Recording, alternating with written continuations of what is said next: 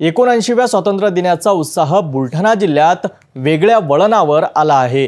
मेहकर तालुक्यातील जुन्या तहसील कार्यालयाजवळील टॉवरवर गजानन बोरकर यांनी चढून सीओ हटाओ मेहकर बचाओ असा नारा देत अनोख्या पद्धतीने आंदोलन सुरू केले आहे। पाहूया आमचे प्रतिनिधी गजानन राऊत यांचा हा खास रिपोर्ट।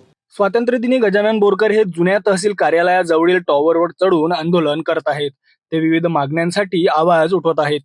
मेहकर शहरातील रस्त्यांची दुरुस्ती, नाली व्यवस्थापन, बेकायदेशीर अतिक्रमण कारवाई, रेती वाहतूक नियंत्रण, रस्ता क्रमांक 548C खंडाळा ते अजिजपूर हद्दीत नाल्यांचा अभाव, पालखी मार्गावर पेवर ब्लॉक बसवण्याची मागणी गजानन बोरकर यांनी चेतावणी दिली आहे की जर कोणत्याही अधिकाऱ्यांनी दखल घेतली नाही तर ते टॉवरवरून खाली येऊन आत्महत्या करू शकतात।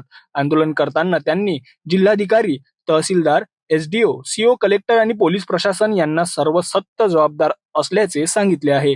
जिल्हास्तरीय समस्या असल्याचे गजानन बोरकर यांनी नमूद केले आहे। रस्ता क्रमांक 548C खंडाळा ते अजिजपूर हद्दीत नाल्यांचा अभाव असून पाणी शेतात जात असल्यामुळे शेती पिकांचे मोठे नुकसान होत आहे। ते म्हणतात, अतिक्रमण कारवाईमध्ये भेदभाव झाला असून रस्त्याची रुंदी नियमानुसार नाही। या सर्व समस्यांसाठी त्यांनी जिल्हाधिकारी यांच्याकडे स्मरणपत्र सादर करून आंदोलन सुरू केले आहे।